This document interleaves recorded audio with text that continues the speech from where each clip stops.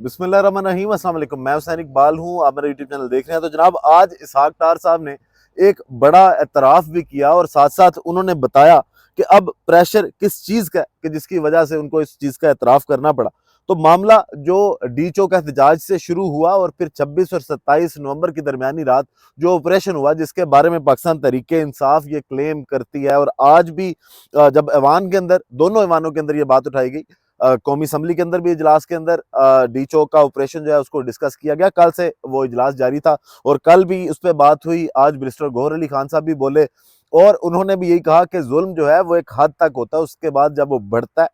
तो खत्म हो जाता है। फिर साथ साथ उन्होंने दोबारा से जुडिशल कमीशन बनाने का भी मुतालबा किया इस पे कि जनाब इसकी जुडिशल इंक्वायरी करवाई जाए और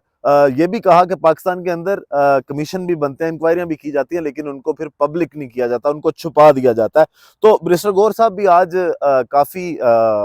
अग्रेसिव भी नजर आए। फिर साथ साथ उन्होंने मुज़ाकरात की भी बात की कि जनाब मुज़ाकरात भी पाकिस्तान तहरीक इंसाफ जो है वो करना चाहती है। मुज़ाकरात की क्या कहानी है, आज जो कुछ होता रहा वो आपको दूसरी वीडियो में उसमें तफसील में बताएंगे। लेकिन अभी ये मामला जो डी चौक में सवाल पाकिस्तान तहरीक इंसाफ ने ये उठाया कि गोली क्यों चलाई, अब वो दोनों ऐवानों में गूंज रहा है। और सेनेट के इजलास के दौरान इसहाक डार साहब ने जो आज बड़ा इतराफ़ किया, वो इतराफ़ ये था कि डी चौक ऑपरेशन के दौरान जो है वो गोली चलाई गई। अब इसहाक डार साहब ने जब तकरीर की, सेनेट में खिताब किया, तो उन्होंने फरमाया कि जनाब हमें जो ब्रीफिंग दी गई, मतलब हुकूमत को जो ब्रीफिंग दी गई, उस ब्रीफिंग के मुताबिक वहां पे हवाई फायरिंग की गई, जिसकी वजह से भगदड़ मची और फिर ये सारा मैस क्रिएट हुआ। अब आज इसहाक डार साहब ये कह रहे हैं कि हुकूमत को ब्रीफिंग दी गई और ब्रीफिंग ये थी कि हवाई फायरिंग हुई। इससे पहले बयानिया तो कुछ और था जो हुकूमत की जानिब से या आईजी इस्लामाबाद साहब की जानिब से दिया जा रहा था। वो ये कह रहे थे कि गोली कोई चली ही नहीं है, वहां पे किसी तरह का असले का इस्तेमाल नहीं किया गया। और ख्वाजा आसिफ साहब ने तो हद ही कर दी और कल ही उन्होंने ये बात कही कि जनाब बयानिया ये बेचने की कोशिश की कि पाकिस्तान तहरीक इंसाफ के गार्ड्स, मतलब अली मीन गंडापुर साहब के साथ जो गार्ड्स थे, जो लोगों को कह रहे थे, जो कारकुन गंडापुर साहब को कह रहे थे डी चौक की जानिब चलें और उनको आगे धकेल रहे थे, उनके ऊपर गार्ड्स की जानिब से फायरिंग की गई। तो आज जब डिप्टी प्राइम मिनिस्टर, वजीर खारजा, अगर वो ये बात करते हैं, तो फिर ख्वाजा आसिफ साहब का वो बयानिया, तारड़ साहब का वो बयानिया, मोहसिन नकवी साहब का वो बयानिया, आईजी इस्लामाबाद साहब का वो बयानिया, वो दब जाता है। क्योंकि डिप्टी प्राइम मिनिस्टर है तो इनका ओहदा जो है वो ख्वाजा आसिफ साहब से भी ऊपर है, तारड़ साहब से भी ऊपर है और आईजी शाहजी तो पास भी नहीं लगते इसहाक डार साहब के। खैर, इसके साथ साथ जनाब ये तो इन्होंने इतराफ़ किया कि वहां पे इसका मतलब है गोली चलाएगी। फिर एक और सवाल ये उठता है कि ब्रीफिंग आपको किसने दी? क्या आईजी इस्लामाबाद साहब की जानिब से ये ब्रीफिंग दी गई या किसी इदारे की जानिब से ब्रीफिंग दी गई कि जनाब हमने गोली नहीं चलाई? गोली फिर चलाई किसने है, ये भी एक अहम सवाल है। अब जनाब इसके साथ साथ एतराफ़ जो इसहाक डार साहब ने किया कि प्रेशर किस चीज़ का है, कि आज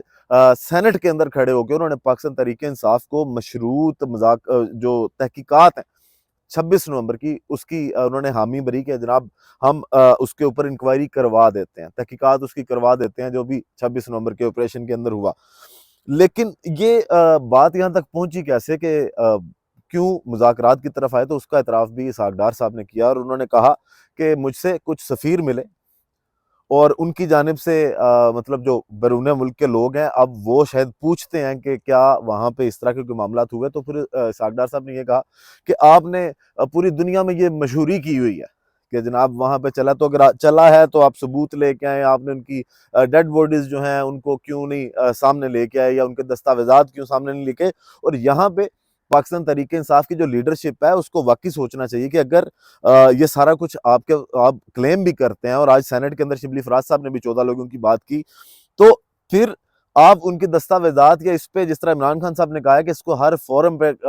जो है वो बात को लेके जाएं और अपना जो जुल्म रियासत की जानिब से किया गया 26 नवंबर को, उस पर आवाज़ उठाएं ताकि जो प्रेशर है वो क्रिएट हो और उसके बाद इसकी तहकीकात करवाई जाए। खान साहब ने भी इस पर जुडिशल कमीशन बनाने का मुतालबा किया कि जुडिशल इंक्वायरी करवाई जाए, लेकिन हुकूमत जो है वो तो पहले मान ही नहीं रही थी कि वहां पे कुछ हुआ है। आज जनाब उन्होंने ये बात भी मान ली कि फायरिंग हुई, चाहे हवाई फायरिंग हुई, लेकिन इससे पहले तो इस चीज का भी इतराफ नहीं किया जा रहा था। अब इसहाक डार साहब की इस बात के बाद ये भी चीज़ जो है वो सामने आती है कि जिस तरह शेर अफजल मरवा साहब ने ये बात की कि पाकिस्तान मुस्लिम लीग नून ये नहीं चाहती कि पाकिस्तान तरीके इंसाफ के और इस्टेब्लिशमेंट के दरमियान कोई मामला तय हों, कोई मुज़ाकरात हों, कोई हल निकले चीज़ों का। ये चाहते हैं कि ये जो डेडलॉक बरकरार रहे इस्टेब्लिशमेंट और तरीके इंसाफ के दरमियान। और लंदन प्लान जिसके बाद ये बातें होती रहीं कि जनाब पाकिस्तान तरीके इंसाफ को एलिमिनेट करना है, और पूरी कोशिश की गई उसके बाद, जिस तरह इलेक्शन में नुक्कड़ पे लगाया गया, और अभी तक जो जो कुछ पाकिस्तान तरीके इंसाफ ने 2.5 साल के अंदर पिछले बर्दाश्त किया, उससे पता चला कि उस लंदन प्लान पे कितनी तेजी से अमल दरामद जो है वो किया जा रहा है। अब शेर अफजल मरवा साहब ने आज भी यही बात की कि जनाब ये लोग नहीं चाहते, और वाकई ऐसा लगता है कि ये लोग नहीं चाहते, क्योंकि जब भी पाकिस्तान तरीके इंसाफ मुज़ाकरात की बात करती है तो फिर 9 मई की बात की जाती है, जिसके के जनाब 9 मई पाकिस्तान तरीके इंसाफ ने किया, जिसपे आज बैरिस्टर गौहर साहब जो हैं वो बोले। और बैरिस्टर गौहर साहब ने भी ये बात की कि 9 मई की धूल जो है उसको अब बैठ जाना चाहिए, और जो लोग 9 मई वाक़े में मुलव्विस हैं, जो कसूरवार हैं, उनको तहकीकात के बाद जो है सज़ाएँ दी जाएँ और मामलात को आगे लेके चलें। अब बहुत हो गया 9 मई का। लेकिन खान साहब ने जिस तरह कहा था कि 9 मई तो इंश्योरेंस है। हुकूमत कभी भी ये नहीं चाहती कि 9 मई की तहकीकात भी हो जाएँ और उन लोगों को सज़ाएँ भी हो जाएँ, ताकि पाकिस्तान तहरीक इंसाफ के ऊपर फिर इल्ज़ाम किस चीज़ का लगाएँगे। अगर उसकी जुडिशियल इंक्वायरी या जुडिशियल कमीशन उस पे जुडिशियल इंक्वायरी की जाती है,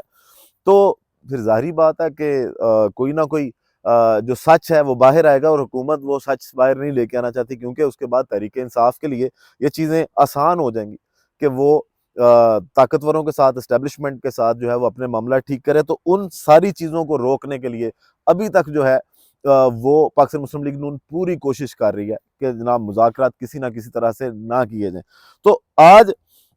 ऐवानों के अंदर जो 26 नवंबर का ऑपरेशन हुआ उसकी बात हुई, और ज़ाहिर ये होता है आज सागदार साहब की तकरीर से कि अब इंटरनेशनल प्रेशर भी आना शुरू हो गया। अब जो आलमी तंजीमें हैं इंसानी हकूक़ की, शायद वो भी इनसे, हुकूमत से ये पूछेंगी कि अगर लोग अपना हक लेने आए थे, उनको पाकिस्तानी होने के नाते इस बात का कॉन्फिडेंस था कि आइन हमें एहतजाज की इजाज़त देता है, जमहूरियत हमें एहतजाज की इजाज़त देती है, हमारे बेसिक राइट्स हमें जो एहतजाज की इजाज़त देते हैं, तो फिर अगर वहाँ पे लोगों के ऊपर फस्तायत जो है वो की गई, जुल्म किया गया या उनके ऊपर फायरिंग की गई, तो जवाब हुकूमत को कहीं ना कहीं पे देना पड़ेगा। और अब सागदार साहब की बातों से ये लगता है कि हुकूमत